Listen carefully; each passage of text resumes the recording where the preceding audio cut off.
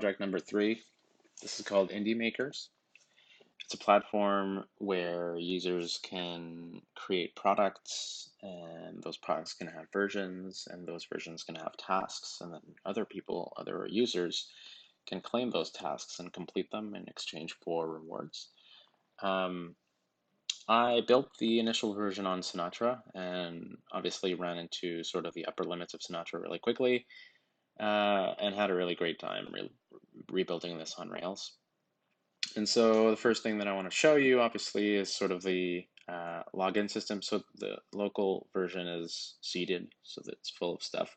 The idea is you can log in with either GitHub or Product Hunt. If I'm logged out, I can still sort of browse the platform. So right now there are 21 products. Each product has a version, a latest version as well. Right now they're all at sort of V1. I believe I only have one or two of them that are, yeah, this one is on V2 and doesn't have any tasks yet.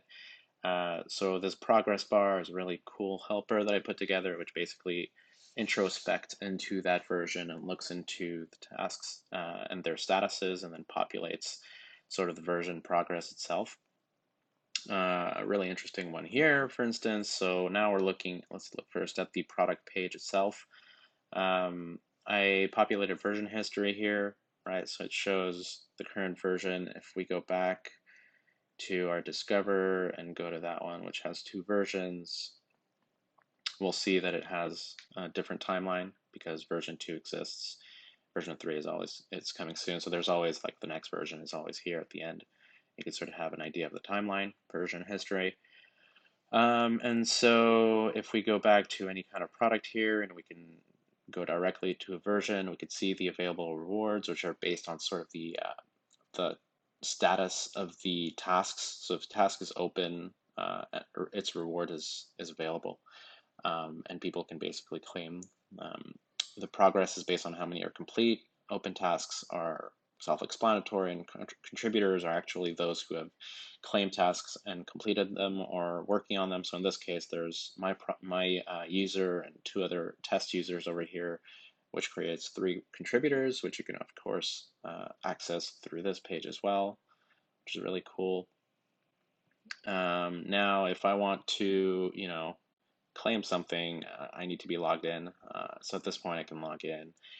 And I can log in either through GitHub or Product Hunt. What's interesting is that regardless of the one that you choose at first to sign up, let's say, even if you sign up with a vanilla account, you'll be directed to whichever email. Sort of like if I sign up with GitHub, it'll identify that I already have an account, right, under this email. If I log out and I try to log in, with Product Hunt, it'll do the same. It'll identify that I'm currently that same user. So it'll throw me into the dashboard. Really quickly, I want to show you sort of the empty state. So I'm going to call this dude, learn test, who will be user number 22. Learn at test.com, test. I didn't screw that one up, actually. Yeah, great. So welcome to Indie Makers Learn Test. This is your current thing. Notice that Learn Test did not OAuth, which means that he doesn't have an image tag.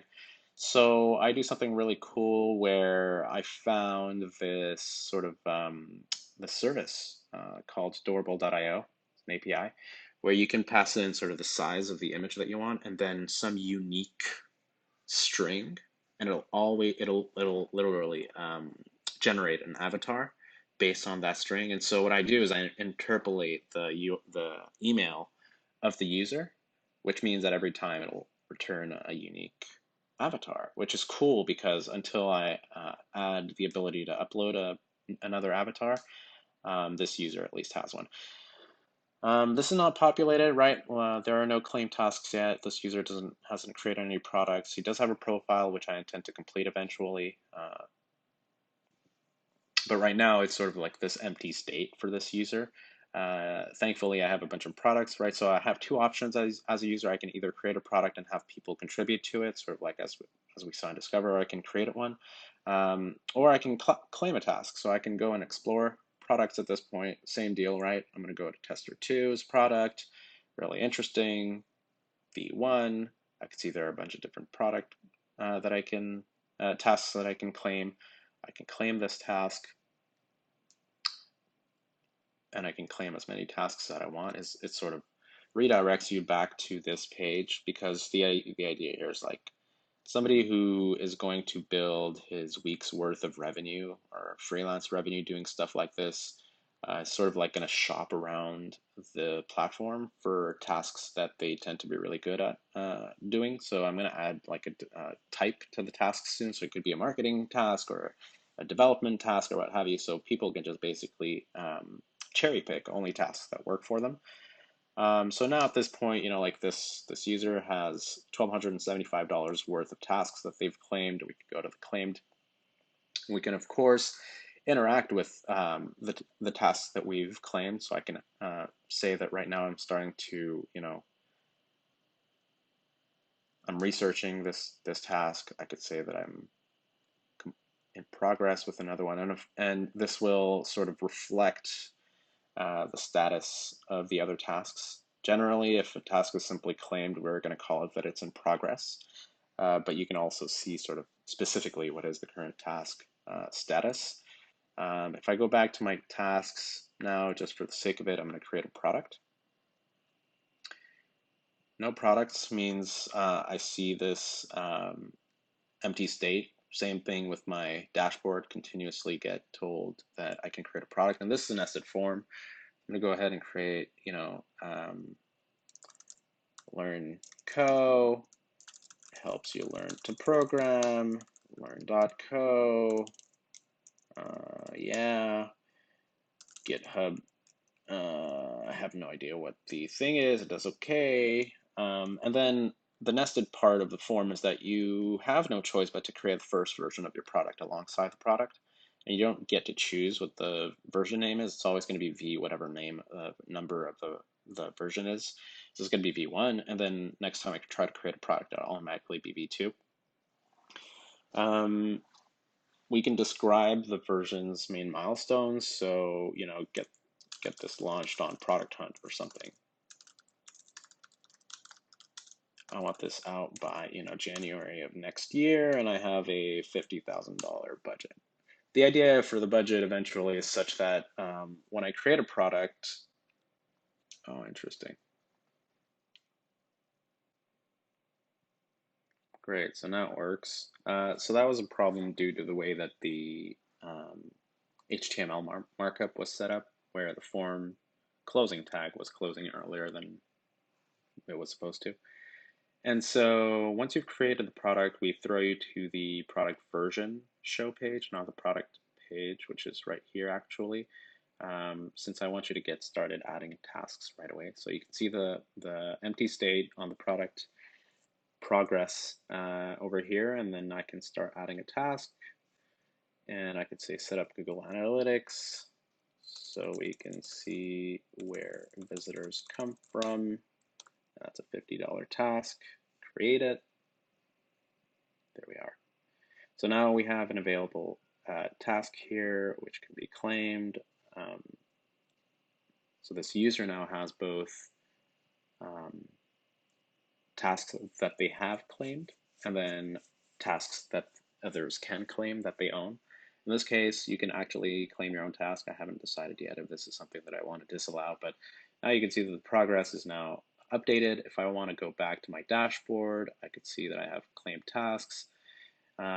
Since I earn learn.co in this case, if I choose to update, the status of ready for review, but I don't include PR link, it'll let me know. It'll give me that specific piece of information. And so I can come back here, say that it's ready for review. Now its status is PR submitted. If I chose to change, like something else is just in progress, I don't need to answer to add a pull request URL in here. Now that I've said that it's submitted, I, as the owner of learn.co, have a new task to review because it's been submitted. There's a PR submitted. I can review the actual submission. I just threw in something random in there, but in this case, I can come in here and say, hey, I'm actually going to go ahead and review this for a little while. And so that way, the person who went ahead and submitted the thing could see that the status has changed by the admin of the version. If it's not something that they like and it just doesn't fit the spec or what have you, they can reject it, which means that now the status is set to rejected and they need to submit a new PR. If they want to, they can give up on the task. We'll try that in a little bit. Otherwise, we're going to say that they did complete it, back to submit for review. Now we're going to review the task. We're going to say that it's accepted. We need to confirm, and now it's accepted. Now it's going to stay in here, but because I'm the owner of this, I claimed this, right? Like this $50 is a pending reward on my account, which eventually people will be able to cash out. So this pending reward, in order for it to get into my account balance, the actual owner of the task needs to say that the task is now complete. And when they do that, we'll now see that this is complete.